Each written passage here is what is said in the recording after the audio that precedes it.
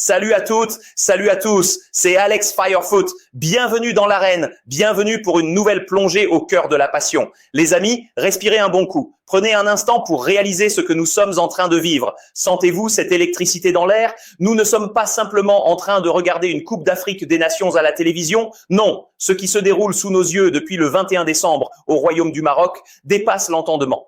Ce n'est pas un simple tournoi de football, c'est une rupture épistémologique totale. C'est un séisme qui fracasse les certitudes, qui bouscule les paradigmes établis et qui réécrit, sous l'encre de la pluie et du froid, la grande histoire de notre football continental.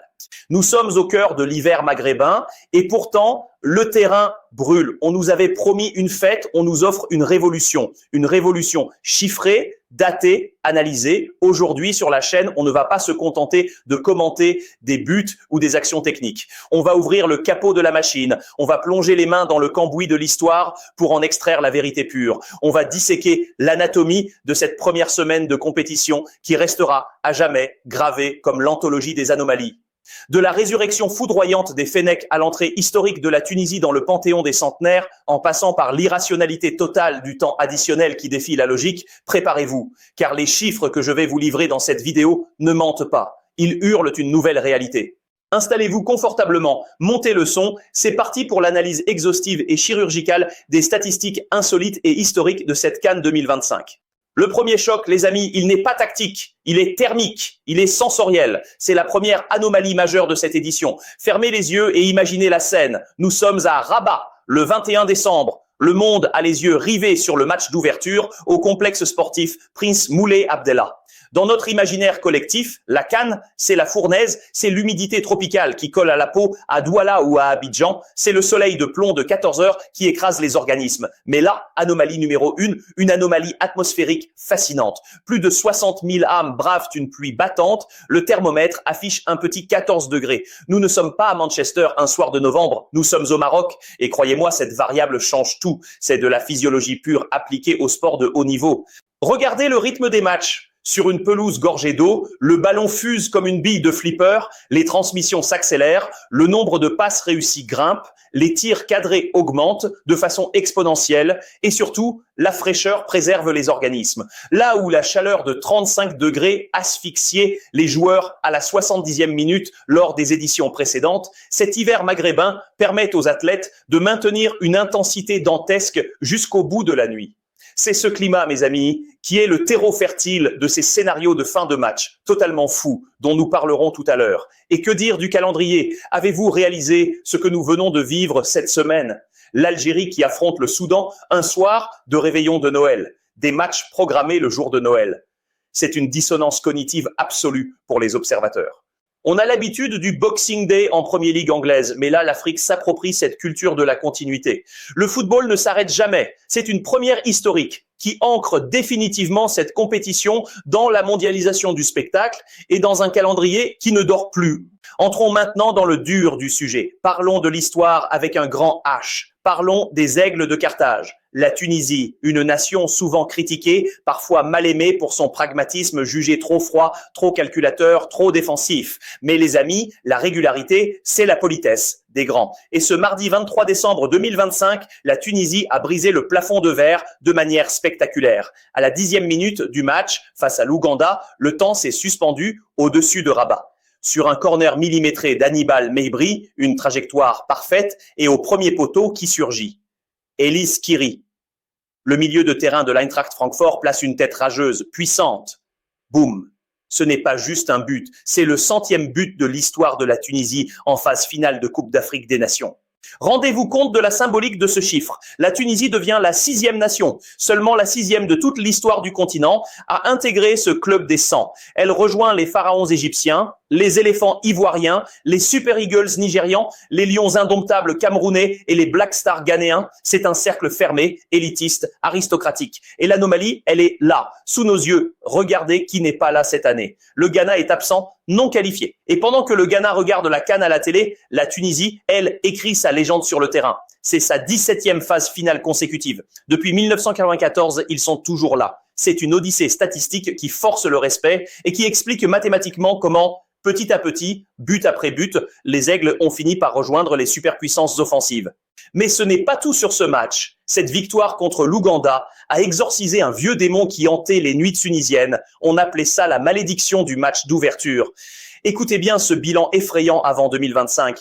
En 2015, match nul contre le Cap-Vert. En 2017, défaite contre le Sénégal. En 2019, nul contre l'Angola. En 2021, le scandale du match arrêté trop tôt contre le Mali, défaite. En 2023, défaite contre la Namibie. Cela faisait 12 ans, je dis bien 12 ans, que la Tunisie n'avait pas gagné son premier match de poule. En s'imposant 3-1, ils n'ont pas seulement pris 3 points comptables, ils ont tué le chat noir. Ils se sont libérés d'un poids psychologique écrasant qui tétanisait souvent l'équipe dès l'entame.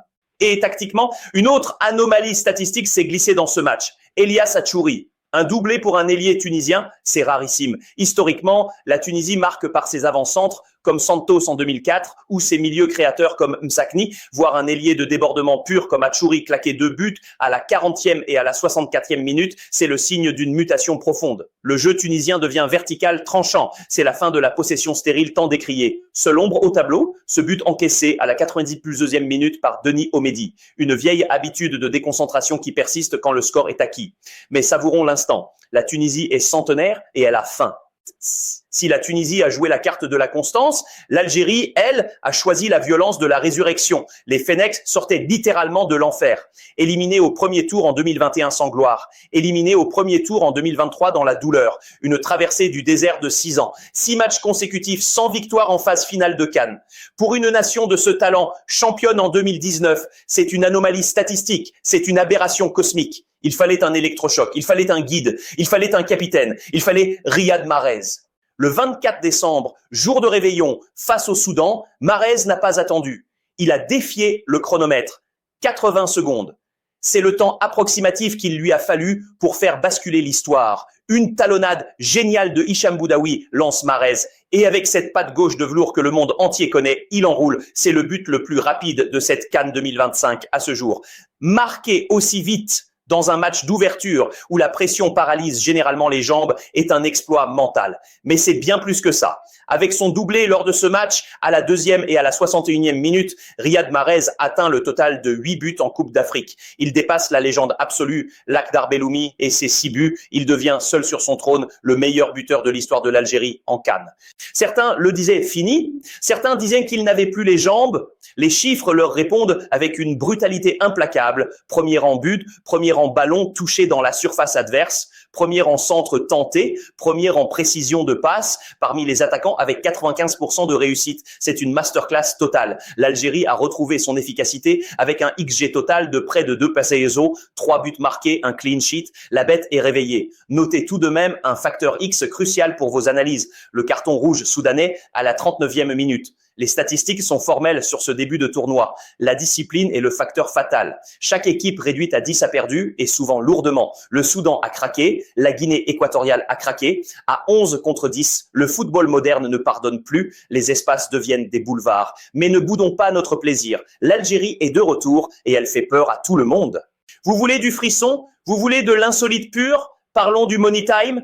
Parlons de l'irrationalité totale du match Burkina Faso contre Guinée équatoriale dans le groupe E. Nous sommes à la 90e minute. La Guinée équatoriale mène 1-0 grâce à un but de Marvin Anibo. Ils sont à 10 contre 11 suite à l'expulsion de Basile Ndong, certes, mais ils tiennent. Les algorithmes, les ordinateurs, les bookmakers, tout le monde donne la Guinée gagnante à plus de 95% de probabilité. Et là, la magie du football opère. L'anomalie statistique surgit du néant. 90+5e minute, égalisation de Georgi Minungu. 1-1, on se dit que c'est fini, que le nul est arraché, que c'est déjà un miracle. Mais non, 90+8e minute, Edmond Tapsoba donne la victoire aux étalons.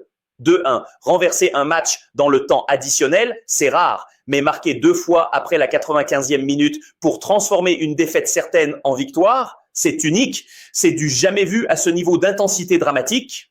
Et ce n'est pas un cas isolé, les amis. Regardez autour de vous dans cette compétition. Mohamed Salah qui sauve l'Égypte à la 90+8e minute contre le Zimbabwe.